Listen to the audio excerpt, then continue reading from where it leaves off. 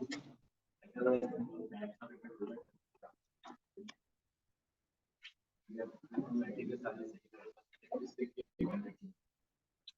बाद हम स्टार्ट करें। जी कैसे हैं आप सब? और वर्कशीट कैसी है? अल्हम्दुलिल्लाह वो बिल्कुल ठीक है, हमने सब बिल्कुल तंग नहीं किया।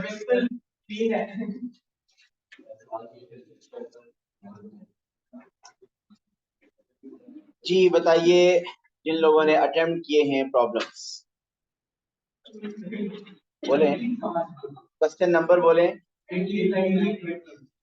मतलब ये तीनों नहीं हुए? ये पूछ रहा हूँ कि वो क्वेश्चन बताइए जो आपने अटेम्प्ट किए और नहीं हुए, ताकि वो हम अटेम्प्ट करें।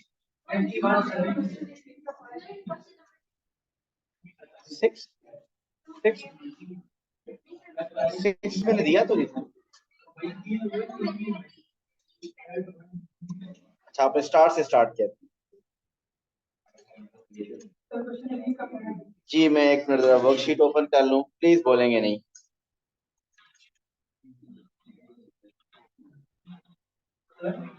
Yes okay, so one by one देखते हैं कि जितने भी डिस्कस होते हैं उनको करते हैं।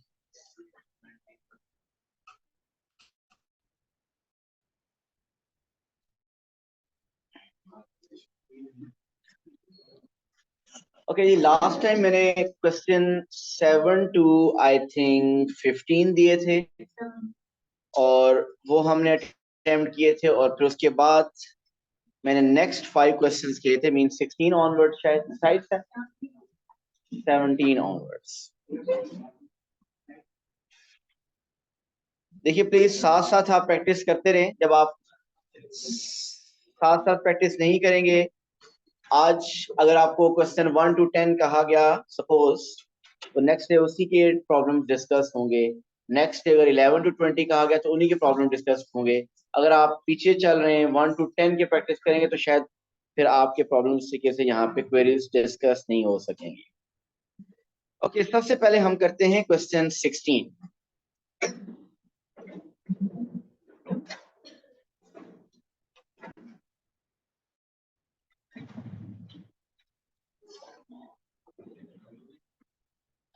Okay, question 16 is in the triangle ABC.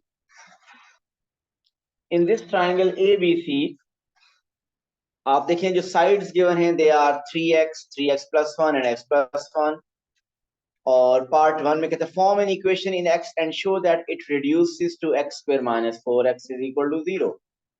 So जी पार्ट 1 पे कह रहा है, पार्ट 1 16 का कोई ऐसा जिससे पार्ट 1 किया और नहीं हुआ? जी हो गया। इसका मतलब ये देखा जाए तो पार्ट 1 वही था कि आपने पाइथागोरस थ्योरम अप्लाई करना था। नहीं, hypotenuse square is equal to perpendicular square plus base square, वही अप्लाई करना था और ये इक्वेशन प्रूव हो जानी थी। Then second part is find the value of x. Please साथ साथ चलिएगा।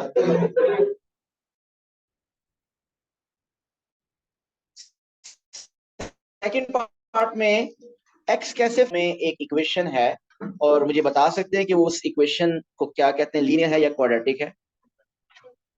x square minus 4x is equal to 0. This is a quadratic equation. Quadratic equation को सॉल्व करने के मेथड फैक्टराइजेशन भी है,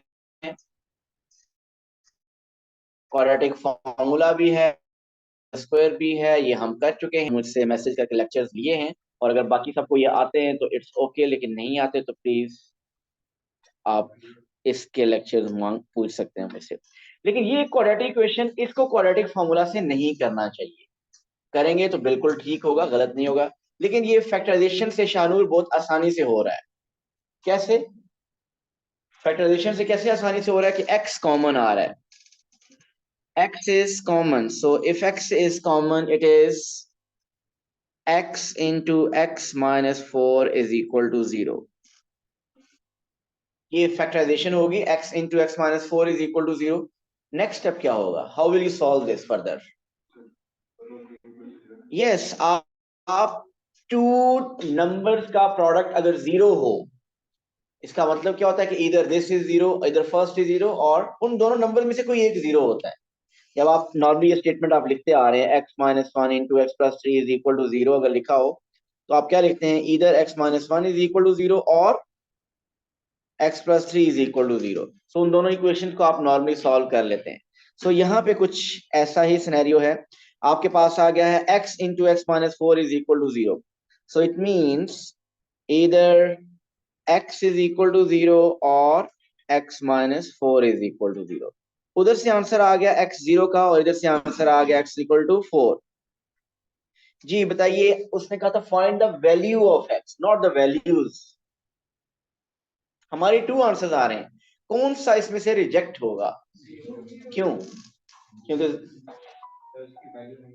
जीरो की वैल्यू नहीं होती इस वजह से, या कोई और? जीरो क्यों रिजेक्ट होगा?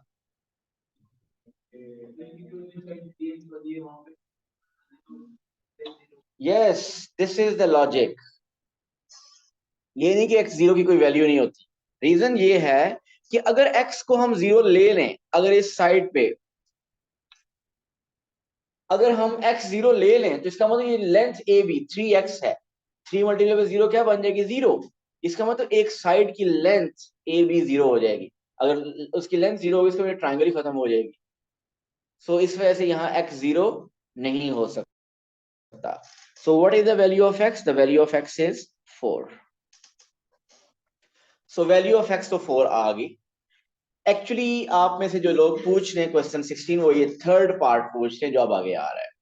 Given that BCD is a straight line, state the numerical value of cos DCA।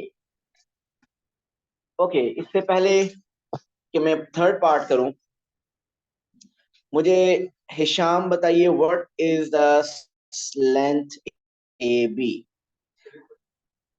आपको ऑलरेडी पता है कि x फोर फाइंड कर चुके हैं, इधर से ही होगा सब कुछ। यस बताइए, what is the length AB? अगर x फोर आपको पता है, AB लेंथ क्या है? 12। जी, सबको समझ आ रही है 12 कैसे है? क्योंकि AB की लेंथ 3x है, 3x और x 4 है, तो 3 4 12। हुसैन, लेंथ बताइए BC की क्या है? BC है x plus one, x is four, so four plus one mean five. और Aliyan, what is the length AC? So 3x plus one, x is 4, so 4 3 12, 12 plus 1 is 13। ये तीनों लेंथ हमें पता चल चुकी हैं। ओके जी, अब देखते हैं कि ये जो थर्ड पार्ट है, ये एक टॉपिक है हमने किया है ट्रिग्नोमेट्री के अंदर। एक दिन एक लेक्चर हमारा ऐसा था, और अगर मैं नाम बताऊं तो वो था periodic properties of sine cos and ten. किस किस को याद है periodic properties of sine cos tan topic में क्या किया था हमने? जी जरा, मैं इधर रिवाइज को छोड़ दें, पीछे जाने की जरूरत नहीं है।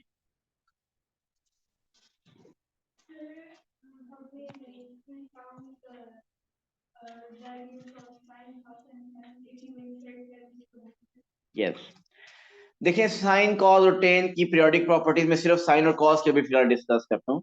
साइन की पीरियोडिक प्रॉपर्टी थी कि साइन एक्स और sine 180 minus x they are equal. Sine x और साइन 180 माइनस एक्स के आंसर्स इक्वल होते हैं। आप इसको यूं कहें कि आपके पास प्रॉपर्टीज लिखी हुई हैं, अगर आप उस दिन एब्सेंट नहीं थे तो ये आपके पास हैं। ये हमारा एक लेक्चर था कंप्लीट, इसके एक दिन हमने इसके ऊपर लगाया था कि वो एंगल्स जो सप्लीमेंट्री होते हैं, सप्लीमेंट्री क्या होता है? जिनका सम 180 होता है, वो एंगल्स जिनका सम 180 होता है उनके साइन के आंसर्स इक्वल होते हैं। मीन साइन 30 का और साइन 150 का आंसर इक्वल होता है। Sine 50, sine 130 they are equal. Sine 100 and sine 80 they are equal. तो वो एंगल्स जिनका सम 180 होता है उनकी साइन की वैल्यूज इक्वल होती हैं। और कॉस का रूल क्या था कि कॉस एक्स इक्वल था माइनस कॉस 180 माइनस एक्स।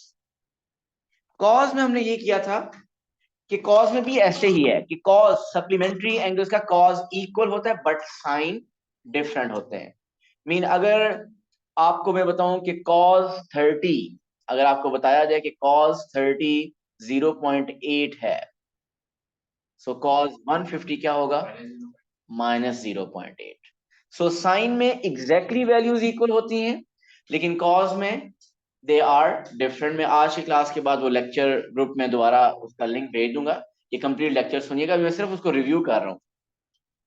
सो जी, साइन और कॉस की दोबारा बताता हूँ पीरियोडिक प्रॉपर्टी क्या है, कि वो एंगल जिनका सम 180 होता है उनकी साइन की वैल्यूज एग्जैक्टली सेम होती है, और कॉस में वो एंगल जिनका सम 180 होता है उनमें वैल्यूज सेम होती है बट साइन डिफरेंट होता है। ओके, मुझे ये बताइए कि ये एंगल, इस एंगल को अगर मैं कहूं, इसको हम कह सकते हैं ना A C B, this angle is A C B. Okay, और ये एंगल, इसको हम कह सकते हैं ए सी डी। ए सी बी, ये जो एरो मार्क किया हुआ है इस एंगल में ए सी बी, और ये एरो जो मार्क किया हुआ एंगल ए सी डी, इन दोनों एंगल्स में क्या रिलेशन है, इनका सम 180 है, ऐसा ही है। क्या यहाँ पे वो प्रॉपर्टीज लग सकती हैं साइन और कॉस की? सो अगर आपको साइन ए सी बी का आंसर पता चल जाए तो साइन ए सी डी का आंसर भी वही होगा। चलें अभी देखते हैं कि ये बात किसको समझ आई है।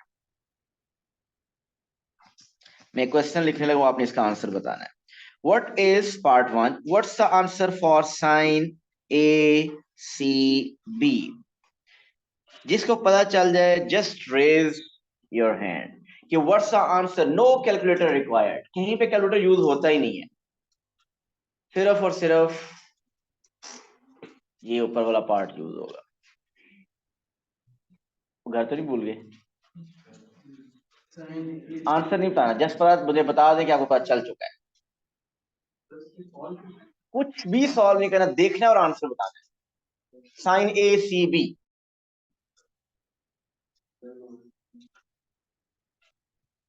जी ये कह रहे हैं 12/30, ठीक कह रहे हैं? किस किस को लगता है कि ठीक कह रहे हैं?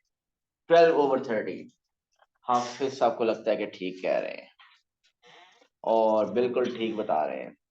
साइन ए सी बी 12/30 है। ये साइन कॉस टेन रेशियो क्या होती है Hadi? Sine ratio is, sine ratio is over hypotenuse. यहाँ पे परपेंडिकुलर क्या है साइन ऑफ दिस एंगल के लिए? परपेंडिकुलर क्या है? ये 3x हमने फाइंड की, ये ए बी हमने फाइंड किया हुआ है, चलो मैं लिख देता हूँ 12। बी सी क्या है 15, और ए सी क्या है, सॉरी 5। ये 5 है और ये 13 है। सो यहां से बताइए sine of this angle, perpendicular है 12 और हाइपोटेन्यूज है 13। सो इन्होंने बिल्कुल ठीक बताया, साइन ए सी बी है 12/13। साइन ए सी बी 12/13 है, ये किसको नहीं समझ आया? Okay, sine ratio, sign cause ratio हमने की है, और वो sign cause ratio, sine ratio आपके पास होती है परपेंडिकुलर ओवर हाइपोटेन्यूज। रेशियोज का है आइडिया शान? ओके,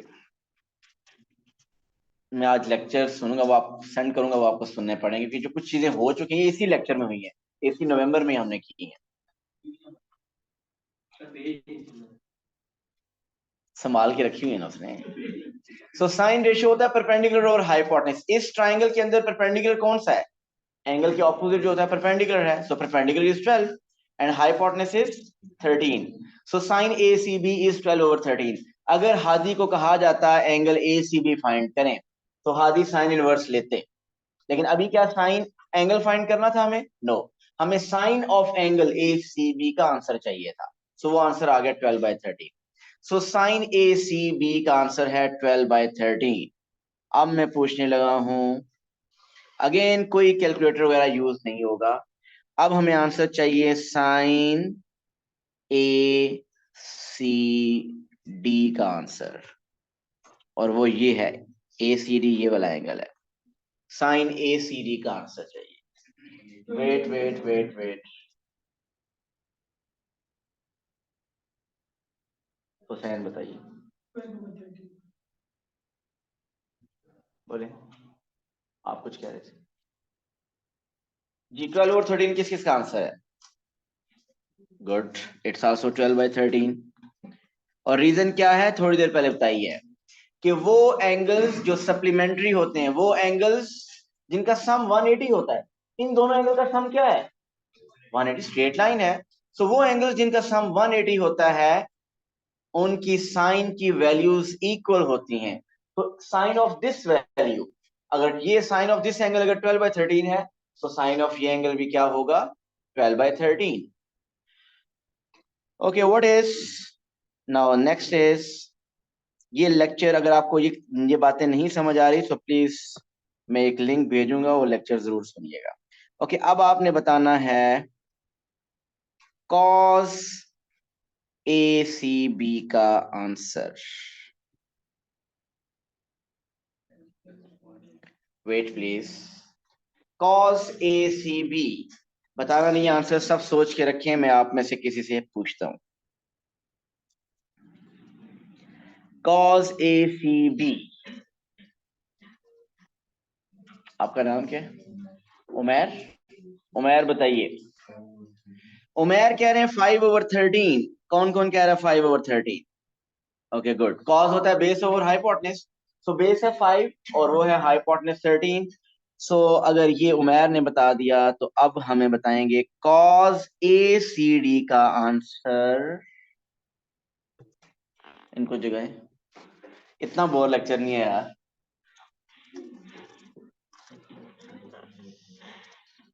अभी हाँ बताएंगे, cos A C D, cos A C D, ये कॉस ऑफ दिस एंगल। थोड़ी देर पहले आपने नहीं, आपने खुद आंसर बताया था, हालांकि वो भी राइट एंगल ट्रायंगल, उसका भी नहीं। Minus, what minus? 5/13। सो मैंने आपको टू पीरियोडिक प्रॉपर्टीज बताई, साइन की बताई कि साइन सप्लीमेंट्री एंगल्स के आंसर इक्वल होते हैं, मीन अगर सम 180 हो तो उनके साइन के आंसर इक्वल होते हैं। तो इसी बेसिस पे साइन ऑफ दिस का आंसर इसका आपने इक्वल कह दिया। लेकिन कॉस में क्या था प्रॉपर्टी, कि सप्लीमेंट्री एंगल्स की वैल्यूज इक्वल होती है लेकिन साइन डिफरेंट होता है। So cos A C B, cos of this का आंसर 5/13 है। So cos of this angle A C D का आंसर भी 5/13 होगा, बट सिर्फ माइनस साइन आ जाएगा। यही पूछ रहा है। आपका क्वेश्चन क्या था? कॉज ऑफ डी सी ए। अच्छा, कॉज ऑफ डी सी ए उसने लिखा, मैंने कॉज ए सी डी लिखा, एक ही बात है। डी सी ए लिखे या ए सी डी लिखे, so cos D C A is -5/13। Okay जी, 17 में किसी को प्रॉब्लम है? क्वेश्चन 17 किसी ने पूछा है? 18 का पार्ट डी बहुत अच्छा पार्ट है, क्वेश्चन 18 का डी पार्ट। और 18 किस किस ने किया है अटेम्प्ट? ओके गुड, आप लोगों से ए बी सी हो गए, डी भी हो गया। शाम, ओके जी, जल्दी से हम ए बी सी सिर्फ थोड़ा सा रिव्यू करेंगे, हम डिस्कस सिर्फ डी पार्ट को करेंगे। आपके पास डायग्राम आप देख सकते हैं, the length of B C. सबसे पहले length of B C find करनी है, और आलियान बताइए लेंथ ऑफ बी सी जल्दी से कैसे करना है?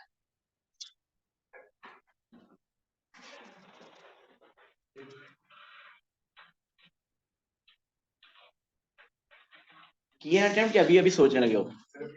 Very bad. क्या करना है हमने पेपर में? और ये सिलेबस नहीं खत्म होने वाला, बहुत ज्यादा सिलेबस है। अगर आप पेंडिंग कर रहे हैं कि मैं एंड पे करूंगा, एंड नहीं आने वाला। अब कब क्या प्लान कर रहे हैं फिर आप, कब प्रैक्टिस करेंगे? जी, बी सी फाइंड करने के लिए हम कौन सा रूल अप्लाई करेंगे? Sine rule. ये एंगल कितना है? हुसैन को देखिए, उन्होंने साइन रूल हमारे साथ नहीं किए थे, बाद में इन्होंने ज्वाइन किया, लेकिन फिर भी लेक्चर सुने हैं तो साथ मैच कर गए हमारे। लेकिन जो साथ चल रहे हैं वो पता नहीं किधर है। ये एंगल हमने पहले फाइंड किया, ये एंगल कितना है? 120। आपके पास ये एंगल 120 है, हमने साइड फाइंड करनी है बी सी। अगर ये 120 है तो थर्ड एंगल क्या होगा? 120 प्लस 34 और माइनस करेंगे तो इट इज 26। जी, साइन रूल इस पे अप्लाई होगा अगर आपको साइड बी सी फाइंड करनी है। So B C, side B C over sine of opposite angle. What is opposite angle? 26। Sine rule is equal to side, एक और साइड कौन सी गिवन है? 19 over sine of opposite angle 34। और अब आप इसको उधर मल्टीप्लाई कर देंगे, बी सी आ जाएगा। सो प्लीज ये साथ साथ आप प्रैक्टिस नहीं, कि नेक्स्ट टॉपिक स्टार्ट हो जाएंगे आपकी, इसी की प्रैक्टिस रहेगी, ये आपसे नहीं होने वाले बाद में क्वेश्चन। ये मत समझिए कि आप इधर मेरा लेक्चर सुन रहे हैं तो आपसे सब कुछ हो जाएगा। ये लेक्चर सिर्फ आपको 30% 40% मार्क्स देंगे, इससे आगे नहीं देंगे। इससे आगे अगर आपने 50% लेने, 70 लेने, तो ये प्रैक्टिस ही डिसाइड करेगी कि आप 60 लेंगे, 70 लेंगे, 80 लेंगे, 90 या 100। विदाउट प्रैक्टिस सिंपली आपका 40% 30%, दैट्स इट। ओके जी, फिर इसका बी पार्ट था length A D. Length A D आपको फाइंड करनी है, बताइए कौन से रूल से होनी चाहिए length A D? Cos rule. कौन सा कोसाइन रूल? फर्स्ट और सेकंड? फर्स्ट। सो वो ये था, अगर मैं इसको कह लूं x, so x square is equal to 19 square plus 22 square minus 2 into 19 into 22 into cos 60। और ये आपके पास, इसको कैलकुलेटर यूज करेंगे, आंसर आ जाएगा। सी पार्ट, ये कैलकुलेशन की जरूरत नहीं है, बाद में हम सिर्फ डी पार्ट की तरफ जल्दी से जा रहे हैं। C part is the area of A B D find करना है। एरिया का फॉर्मूला क्या हमने किया हुआ है? 1/2 ऐसे ही है। तो इसमें ए बी, आपका नाम क्या है? हुसैन। अच्छा, आप भी हुसैन है। तो आप बताइए, ए बी डी जो ट्राइंगल है, ये जो ट्राइंगल, दिस ट्राइंगल, इस पे मैं अब ये एरिया का फॉर्मूला तो आपको पता चल गया है। क्या है formula? Half A B sine C. आप ये फॉर्मूला अप्लाई करके बताइए, हाफ, क्या लिखूं आगे? Wait please. 19 22 sine angle between 19 and 22 which is 60। ये कैलकुलेटर यूज करेंगे तो आपके पास इस ट्राइंगल का एरिया भी आ चुका है।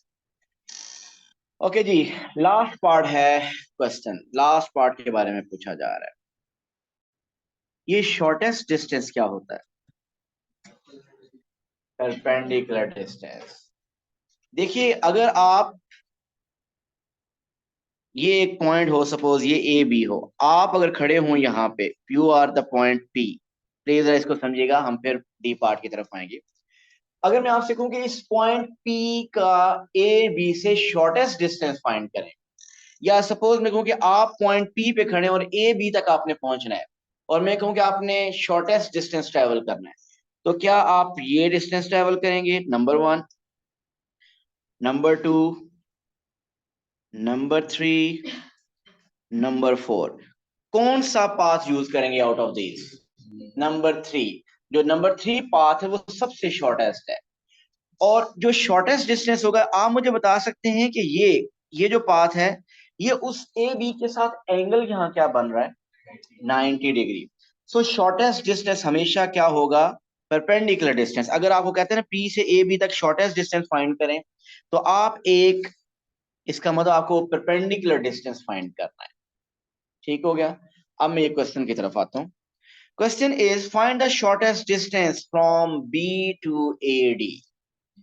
सो बी से ए डी तक, ये है बी, आपने बी से ए डी तक जाना है और शॉर्टेस्ट डिस्टेंस ट्रेवल करना है।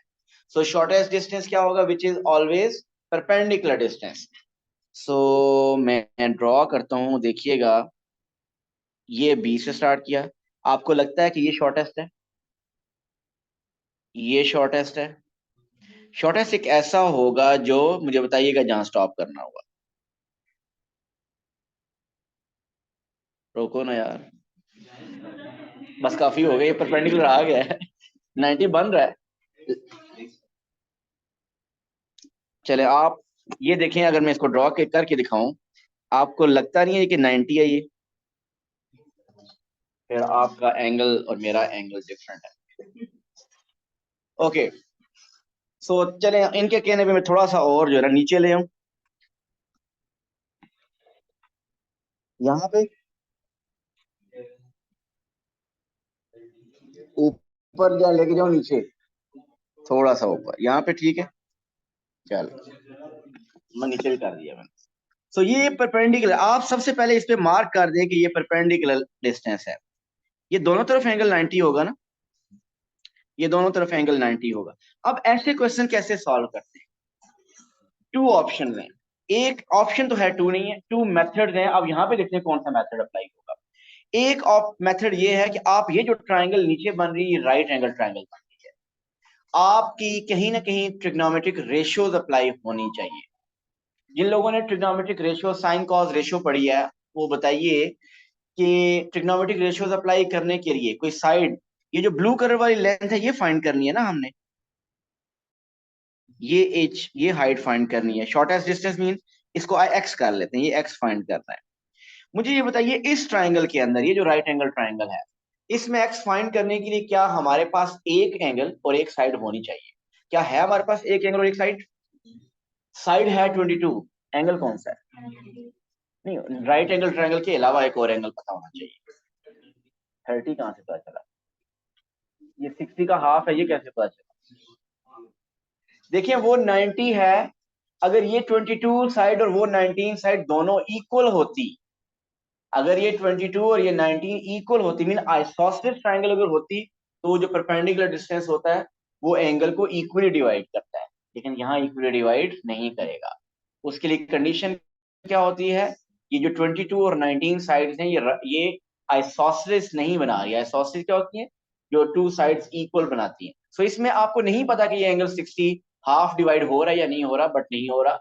हो सकता है ये 32 हो, 34 हो, 31 हो, बट ये हमें एंगल नहीं पता। सो इसका मतलब इस ट्राइंगल के अंदर only one side is given, not the angle. अब ऊपर वाली इसको चेक करें, इसमें क्या एक साइड और एक एंगल है? एक साइड 19 है, एंगल कौन सा है? नहीं, 90 के अलावा देखें, ट्रिग्नोमेट्रिक रेशियोज में, ट्रिग्नोमेट्रिक रेशियोज यूज करते हुए आप साइन 90 कभी नहीं यूज करते। और 90 के अलावा जो टू एंगल होते हैं उनमें से कोई यूज करते हैं आप। सो कोई इन्फॉर्मेशन नहीं है। तो इसका मतलब ये जो टेक्निक है यहाँ पे अप्लाई नहीं। कोई और किसी के माइंड में आ रहा है?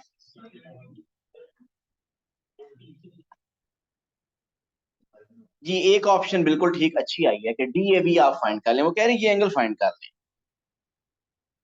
ये एंगल वो कह रहे हैं फाइंड करें। ये एंगल कैसे फाइंड होगा? मैं इस मेथड से करूंगा नहीं, लेकिन इन्होंने मेथड जो बताया गलत नहीं है। ये लॉन्ग जरूर है, ये एंगल फाइंड कर लेंगे ना। आपके पास टू साइड्स हैं, बल्कि आपने इससे प्रीवियस पार्ट में आपने एडी भी फाइंड किया, आपके पास तीनों साइड्स हैं। आपके पास इस ट्रायंगल की तीनों साइड्स हैं, तो कोसाइन रूल की सेकंड फॉर्म से आप ये एंगल फाइंड कर सकते हैं। और जब ये एंगल आ जाए तो फिर ट्रिग्नोमेट्रिक रेशियो से कर सकते हैं। लेकिन मैं एक और इसका मेथड बता रहा हूँ, ये परफेक्ट है, बिल्कुल लगेगा। और yes, the best thing is कि हम यू आर राइट, हम एरिया यूज करेंगे। प्रीवियस पार्ट में आपने एक area of triangle A B D find किया हुआ है।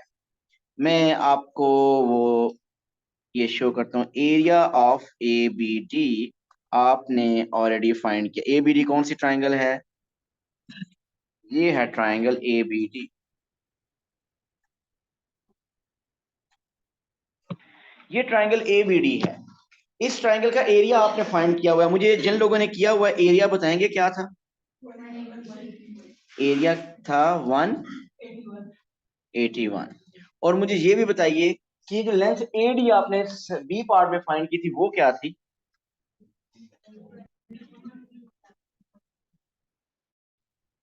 जी देखिएगा, मैं एरिया यूज करके ये कैसे फाइंड करूंगा। 20.7, चले जो भी है मेथड आप समझिए, 20.7 बदल में कर देता हूँ। एरिया का एक फॉर्मूला तो आपने हाफ ए बी साइन सी पढ़ा हुआ है, और एक एरिया का फॉर्मूला आप ग्रेड 5 6 से करते आ रहे हैं। वो क्या है? 1/2 बेस इंटू हाइट। अगर इस ट्राइंगल की बेस में ये नीचे ए बी ले लूं तो हाइट वर्टिकल होगी, ठीक है। अगर इसकी बेस में ए डी ले लूं, देखिए अगर इसकी बेस हो जाए ए डी, अगर मैं आपको ये अगर मैं कहूँ इसकी बेस है, दिस इज अ बेस, अगर इसकी ये बेस है तो हाइट क्या बनेगी? हाइट कौन सी होगी इसमें? वो जो ब्लू कलर वाली लाइन बनी हुई है, ऐसा है कि नहीं? अगर उस ट्राइंगल की बेस में एडी ले लूं तो हाइट क्या, हाइट हमेशा परपेंडिकुलर होती है ना। अगर बेस नॉर्मली आपके पास बेस ऐसे है तो हाइट हमेशा क्या होगी, परपेंडिकुलर होगी। अगर बेस ऐसे भी हो जाए तो हाइट हमें उसकी क्या होगी, परपेंडिकुलर होगी।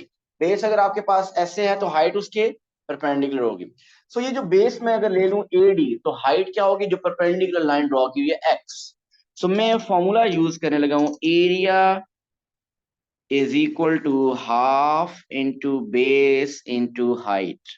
एरिया क्या है इसको, इस डायग्राम का, इस ट्राइंगल का एरिया क्या है, इस ट्राइंगल का 181।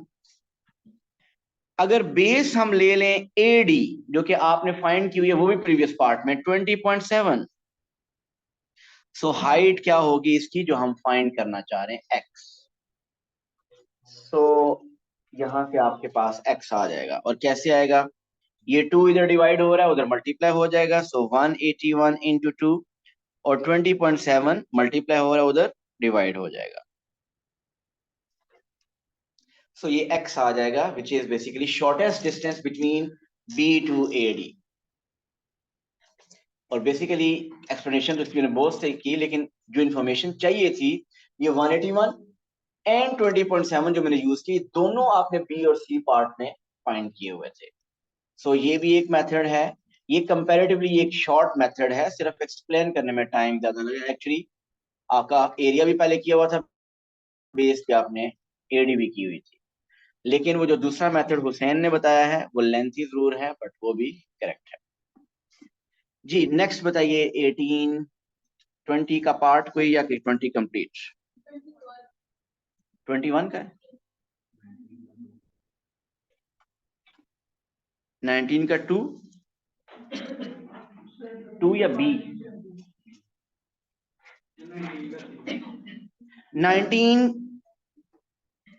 19 बी पार्ट देख लें यहाँ पे। अगर जिन लोगों ने क्वेश्चन क्वेश्चन 19 पढ़ा है, उसमें इसने काफी बताया हुआ है कि ये एक वर्टिकल मास्ट है।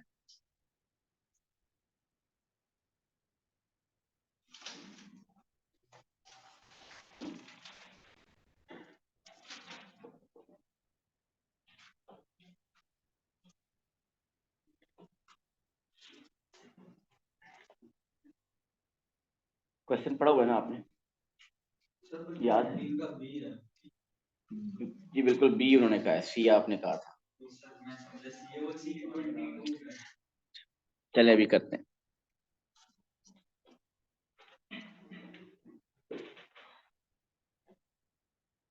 जी जिन लोगों ने अटेम्प्ट किया है उनको आइडिया है इस क्वेश्चन में वो क्या बात कर रहा है। इसमें उसने कहा है कि एक वर्टिकल मास्ट है टी बी, और एक वायर है टी ए। ये टी ए एक वायर है, एक वर्टिकल मास्ट है मिडिल में, एक इस तरफ वायर लगी है और एक उस तरफ वायर है, T C. There are two wires जो कि उस वास्ट को सपोर्ट कर रही है। अब आपका जो बी पार्ट है, अ third straight wire T D. अब एक और तीसरी वायर है, अगर थर्ड वायर है, हो सकता है, मैंने अभी कंप्लीट क्वेश्चन नहीं पढ़ा, हो सकता है वो थर्ड वायर टी डी ऐसी हो, यहाँ पे लगी हो सकता है इस तरफ हो सकता है इससे आगे कहीं पे हो, मीन कहीं पे भी कोई वायर लगी हो सकती है। अब फर्दर क्वेश्चन पढ़ते हैं। A third straight wire T D joints T to the point D on the same horizontal ground. वो डी बेसिकली इसी सेम हॉरिजॉन्टल ग्राउंड के ऊपर है, मीन इसी ग्राउंड के ऊपर ही कहीं आ रहा है, ये ग्राउंड पूरा बन रहा है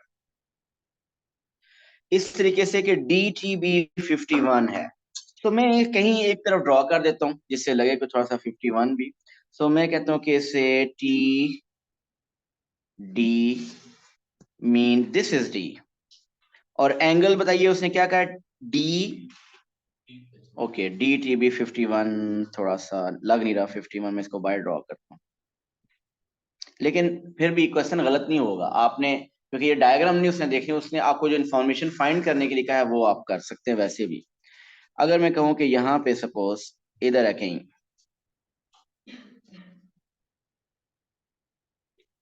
इस हॉरिजॉन्टल ग्राउंड को मैं फर्दर एक्सटेंड कर दूं, हॉरिजॉन्टल ग्राउंड ऐसे चल रहा है, ओके, अब वो कह रहा है कि यहाँ पे this is the point D, so D T B is 51। ये एंगल कितना है? This angle is 51। Find the angle of elevation of T from D. Find नहीं करना, इसको लिखना चाहिए था स्टेट। फाइंड करने का मतलब क्या कि कोई वर्किंग चाहिए, और वर्किंग वैसे वो यही मैंने कर दिया डायग्राम में। डायग्राम आपके सामने है, कौन मुझे बताएगा angle of elevation of T from D? 39। Good. Angle of elevation कौन सा होता है? जो नीचे बनता है या ऊपर बनता है? नीचे। सो आपको एंगल ऑफ एलिवेशन फाइंड करना है, ये वाला। और ये कैसे फाइंड होगा? ये ट्राइंगल है आपके पास, उस ट्राइंगल में ये एंगल 90 है, वो 51 है, सो थर्ड एंगल आपके पास माइनस करके आ जाएगा। और आपने क्या बताया? 39। सो ये angle 39। So angle of elevation is 39। 19 के बाद 20 आपके पास कहां से 35 है? ये देखिए, आप जो वर्किंग मैंने की है ये समझ आई है आपको? ये जो मैंने वर्किंग की है समझ आई है? अच्छा अच्छा, 51 लिखा हुआ था। अच्छा जी, 20 कहा किसी ने, कौन सा पार्ट? ए पार्ट।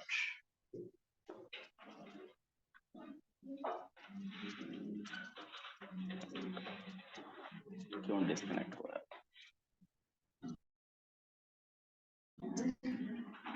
ए पार्ट में उसने क्या है? एक्यूट एंगल फाइंड करना है। एक्यूट एंगल क्या होता है? जो लेस देन होता है। ऑब्ट्यूज एंगल क्या होता है? 90 से 180 के दरमियान। रिफ्लेक्स क्या होता है? 180 से भी जो ग्रेटर होता है, 180 से 270, वो रिफ्लेक्स होता है। यहाँ पे आपसे कह रहा है कि आपने acute angle A C B find करना है। ए सी बी मीन ये एंगल फाइंड करना है। जी जल्दी से कर लेते हैं। अगर आपने बेसिक एंगल्स किए हुए हैं तो ये एंगल फाइंड करना मुश्किल नहीं होगा। जी कौन बताएगा ये एंगल जल्दी से कैसे करना है? वो एंगल, वो कट बॉक्स पता है ना क्या बता रहे हैं?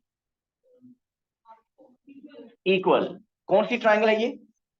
Isosceles triangle. आइसोसेलेस ट्राइंगल में टू साइड्स इक्वल होते हैं। अगर टू साइड्स इक्वल हो तो टू एंगल्स भी इक्वल होते हैं। तो अगर वो एंगल 75 है तो ये एंगल क्या होगा? ये भी 75 है। तो अगर ये 75, ये 75 है, तो एंगल ए सी बी फिर क्या हुआ? It is 30 degree. सो ये एंगल आ गया 30 डिग्री। डन। और इसी का एक और पार्ट है, कहता है रिफ्लेक्स।